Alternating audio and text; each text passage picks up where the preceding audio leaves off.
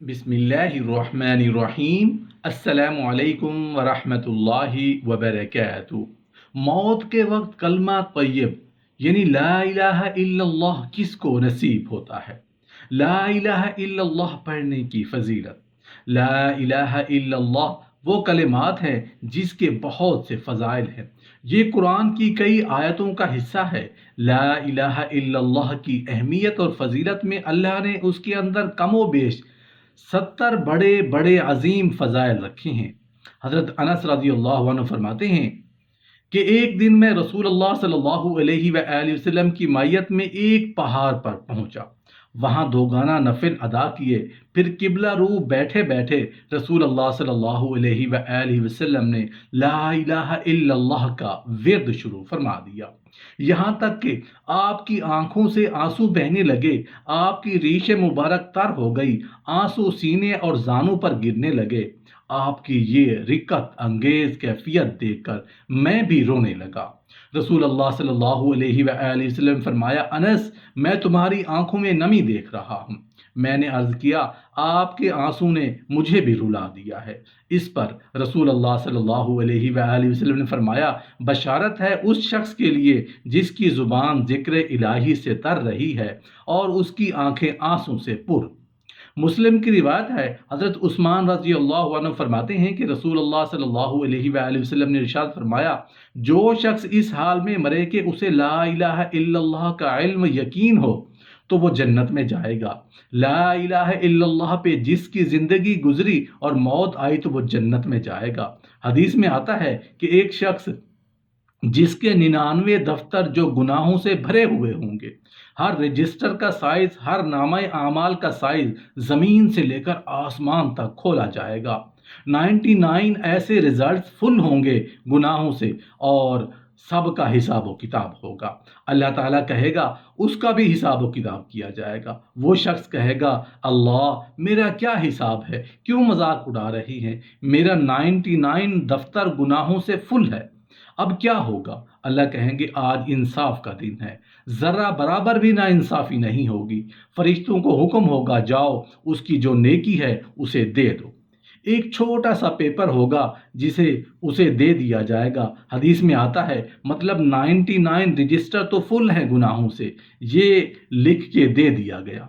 मगर जब उस छोटे से पेपर को दूसरे पलड़े में रखा जाएगा तो वो सब गुनाहों पर हावी हो जाएगा। जब उस छोटे से कागज को खोला जाएगा तो उस पर यह लिखा होगा ला इलाहा इल्लल्लाह, क्योंकि उसने उसको सच्चे दिल से माना होगा। इस एक कलमे की वजह से वो जन्नत में चला जाएगा। ये कलमा सिर्फ कलमा नहीं, ये कलमा अपने साथ तकाजे लाता है। अगर ये कलमा चाबी है जिससे जन्नत खोली जा सकती है, जैसे हर चाबी के दांत होते हैं और उसकी कंडीशंस होती हैं, इसी तरह ला इलाहा इल्लल्लाह पढ़ तो सब रहे हैं, उसकी मानी को समझ के उस पर अमल करना ये असल चीज़ है।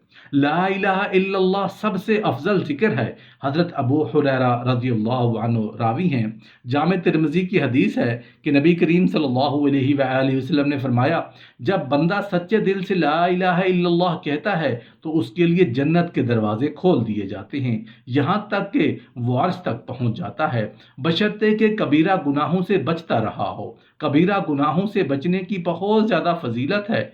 एक मरतबा मूसा अलैहिस्सलाम ने कहा, अल्लाह मुझे ऐसा कलमा दे जिसको मैं पढ़कर तेरी हम्द सना करूं। अल्लाह ने कहा ला इलाहा इल्लल्लाह। मूसा अलैहिस्सलाम ने कहा ये तो सब पढ़ते हैं, मुझे कुछ स्पेशल चाहिए था।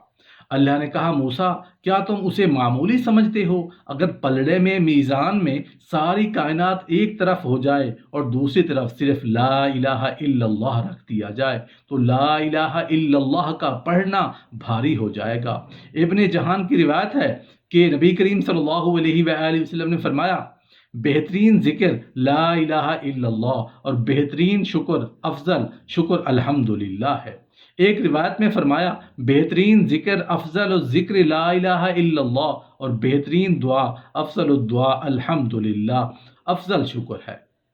अफजल शुक्र अफजल दुआ अल्हम्दुलिल्लाह और अफजल जिक्र ला इलाहा इल्लल्लाह से बड़ा कोई जिक्र नहीं है। پیارے بھائیوں اور بہنوں، اس کو معمول بنا لیجئے، اٹھتے بیٹھتے سوتے جاگتے اس کو پڑھتے رہیں۔ ایک مرتبہ لا الہ الا اللہ کہنے سے جنت میں ایک درخت لگا دیا جاتا ہے۔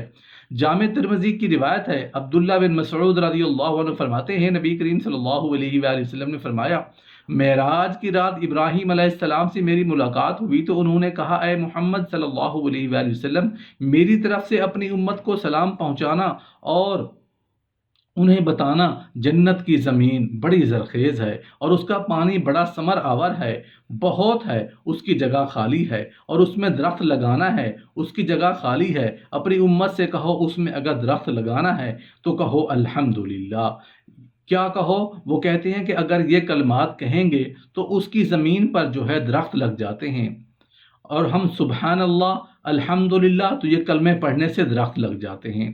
یاد رکھیے، تو لا الہ الا اللہ اس میں شامل ہے اور اس سے ایک درخت لگ جاتا ہے۔ اسی طرح موت کے وقت کہنے والا جنتی ہے، اور داؤد کی روایت ہے، معاذ بن جبل رضی اللہ عنہ فرماتے ہیں کہ نبی کریم صلی اللہ علیہ وآلہ وسلم نے فرمایا، مرتے وقت جس کی زبان پر آخری الفاظ لا الہ الا اللہ ہوں گے وہ جنت میں جائے گا۔ ایک روایت میں فرمایا، اپنے مرنے والوں کو وصیت کرو، تلقین کرو، چونکہ جو اس سے مر گیا وہ جنت میں جائے گا۔ بڑا اہم کلمہ ہے، ظاہر سی بات ہے، انہی کی زبان پر آتا ہے جو اپنی زندگیاں اس پر گزارتے ہیں۔ جس شخص کا آخری وقت پر کلمہ اس کی زبان پر جاری ہو گیا اس کے لیے جنت واجب ہے۔ یہ کلمہ رٹا لگانے سے نہیں آتا، یہ صرف پڑھنے سے نہیں آتا۔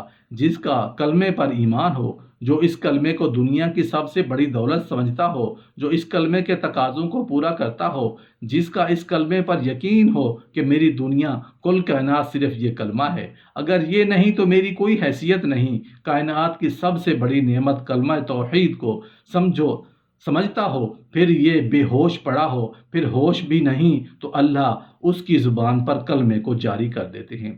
بخاری کی روایت ہے، حضرت ابو ہریرہ رضی اللہ عنہ فرماتے ہیں کہ نبی کریم صلی اللہ علیہ وآلہ وسلم نے فرمایا کہ قیامت کے روز میری سفارش سے فیض یاب ہونے والے لوگ وہ ہیں جنہوں نے سچے دل سے اور جی جان سے کلمے یعنی لا الہ الا اللہ کا اقرار کیا ہوگا۔ روز قیامت وہی لوگ مستحق ہوں گے نبی کریم صلی اللہ علیہ وآلہ وسلم کی سفارش کے جنہوں نے سچے اور پکے اور دل سے اس پر عمل کرتے ہوئے زندگی گزاری ہو۔ لا الہ الا اللہ پڑھنا اللہ تعالیٰ کے قرب کا ذریعہ ہے۔ کثرت سے پڑھنا ضروری نہیں ہے، 50,000 70,000 1,00,000 1,25,000 نہیں، کثرت سے پڑھنا، جتنے بار بھی جب چاہے پڑھنا، اس کو معمول بنا لینا، اس کی بڑی فضیلت ہے، اللہ سے انسان قریب ہوتا ہے۔ حضرت ابو ذر غفاری رضی اللہ عنہ 7 لاکھ حدیثوں کے حافظ، آخری وقت آ گیا، محدث پاس بیٹھے ہیں جنہوں نے اس کی بات کی تمنا کی کہ ہم ان کو تلقین کریں کہ کلمہ پڑھو۔ جب بھی کوئی آخری وقت میں پتہ چلا جائے، دوائی کھلایا کرو، ڈاکٹر بلایا کرو، ڈاکٹر کے پاس لے جایا کرو، لیکن ان کاموں سے پہلے اسے کلمہ پڑھایا کرو۔ اس سے بڑا کوئی احسان نہیں، اپنے قریب المرگ شخص کو کلمے کی تلقین کرو۔ 7 لاکھ حدیثوں کے حافظ بے ہوش پڑے ہیں۔ ابو حاتم الرضا، منتب بن شیزان، وہ تینوں محدثین پاس بیٹھے ہیں، کہتے ہیں اب کیا کریں، اتنا بڑا محدث، اس کو کلمہ کیسے پڑھائیں، ہوش میں بھی نہیں ہے۔ ایک نے کہا وہ حدیث پڑھو، شاید اس کو ہوش آ جائے، شاید اس کی زبان پہ کلمہ جاری ہو جائے۔ ایک شخص بولتا ہے حج ثنا ابو عاصم عبد الحمید بن حجاز رک گیا، دونوں نے پڑھنا شروع کیا، 2 مرتبہ حدیث کی سند سنی۔ ابو ہریرہ رضی اللہ عنہ نے اپنی آنکھیں کھولیں اور کہنے لگے مجھے بٹھاؤ، انہوں نے بٹھا دیا۔ کہتا ہے رک جاؤ، یہ حدیث میں تمہیں سناتا ہوں، لا الہ الا اللہ داخل الجنت کے لفظ نہیں بولے، مسکرائے اور اپنے رب کے پاس چلے گئے۔ یہ نشانی ہے حسن خاتمہ کی کہ اللہ کلمہ جاری کر دیتے ہیں۔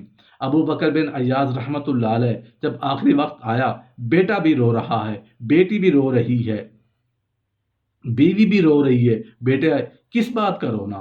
ابا جان آپ کے فراق کی وجہ سے۔ بیٹا صرف ایک بات یاد رکھنا، اس میرے گھر میں میرے بعد بھی برائی نہ کرنا۔ یہ گھر کا کونا دیکھ رہے ہو، 18,000 مرتبہ میں نے اس کونے میں بیٹھ کر قرآن مکمل کیا ہے، اور اسی طرح بات کرتے کرتے مسکرائے اور کلمہ پڑھا اور رب کے پاس چلے گئے۔